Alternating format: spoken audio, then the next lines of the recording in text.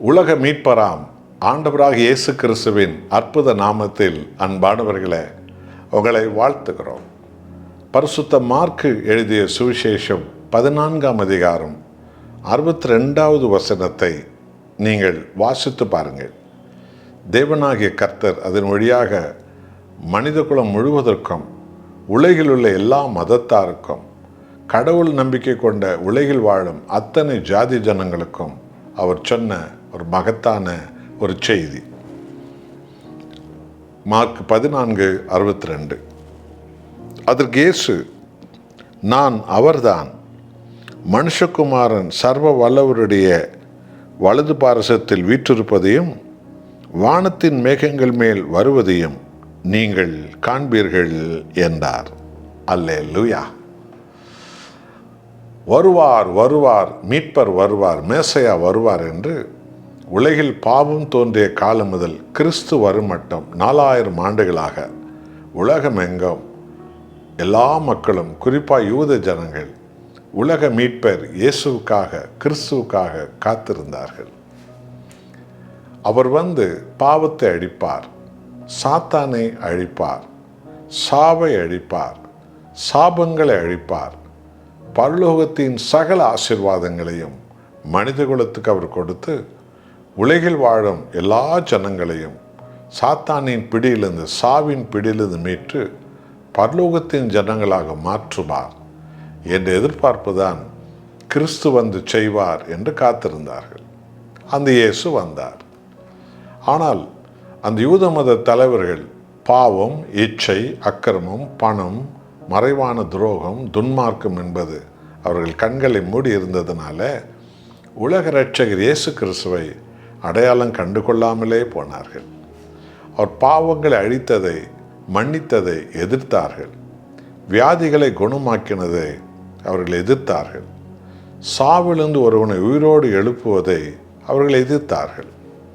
எல்லாவற்றுக்கும் மேலாக தன்னை தேவனுடைய குமாரன் என்று சொன்னதை அவர்கள் தாங்கிக் கொள்ள முடியாமல் ஆர்ப்பரித்தார்கள். இவனை கொல்ல வேண்டும், இதுதான் போதும் என்று சொன்னார்கள்.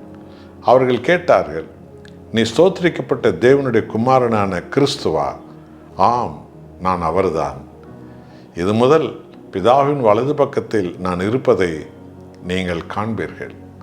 மேகங்களின் மேல் பிதாவின் மகிமையோடு நான் திரும்பி வருவதை நீங்கள் காண்பீர்கள் என்று சொல்லி அவர் யார் என்பதையும், அவர் பிதாவின் வலது பக்கத்தில் உட்கார்ந்திருப்பதையும் திரும்பவும் வரப்போவதையும் அந்த மத தலைவர்களுக்கு இயேசு சாட்சியாக சொன்னார். அப்பொழுதும் கூட அவர்கள் சுயம், அவர்கள் அக்கிரமம், அவர்கள் பதவி வெறி, அவர்களுடைய பண வெறி, அவர் ரகசிய பாவங்கள், பிசாசு அவர்களுடைய அறிவு கண்களை குருடாக்கி வைத்திருந்ததுனால அவர் உணராமலே போனார்கள். இன்றைய உலகம் எல்லாம் கடவுள் கடவுள் என்று கோடி கோடியாய் ஜனங்கள் சொல்லுகிறார்கள். ஆனால் அந்த கடவுள் இரட்சகராக, மன்னிக்கிறவராக, மீட்கிறவராக, விடுவிக்கிறவராக, பாவத்தை அழிக்கிறவராக, இயேசு கிறிஸ்துவாக உலகத்துக்கு வெளிப்பட்டார் என்பதை ஏற்றுக்கொள்ளாமல் பாரம்பரியம், பணம், ஜாதி, மதம், இனம், குலம், கோத்திரம் என்று தங்களுக்கு தாங்களே பல விதமான இருளான ஆயுதங்களை போர்த்தி கொண்டு அவர்கள் எல்லோரும் மறுதலிக்கிறார்கள். இதுதான் அன்றைக்கும் நடந்தது. ஆமென். அன்பானவர்களே, கர்த்தராக இயேசு கிறிஸ்துவே உலக இரட்சகர். அவர் வருகை வெகு சமீபம். உலகில் நடக்கிற எல்லா போர்களும், எல்லா சம்பவங்களும் ஆண்டவருடைய வருகைக்கு அடையாளம். இஸ்ரவேல் தேசத்தில் எருசலேமில் நடந்து கொண்டிருக்கிற எல்லா எதிரிகளுடைய போர் இயேசுவின் வருகைக்கு ஒரு முன் அடையாளம். இதை தான் இந்த உலகம் அறிய வேண்டும். விசுவாசிகளை நாம் அறிய வேண்டும். இயேசு சாவை சாகடித்து 3வது நாள் உயிரோடு எழுந்து வருகிறார். அல்லேலூயா. ஜெபிப்போமா, மன்றாடுவோம்.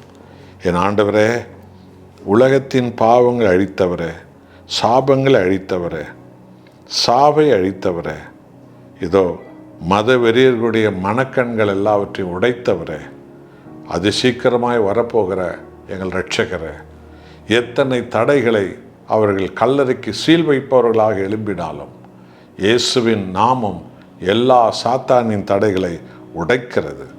ஆனால் அவருடைய அறிவு கண்களை மூடி இருக்கிற தடைகளை உடையுங்க ஆண்டவரே.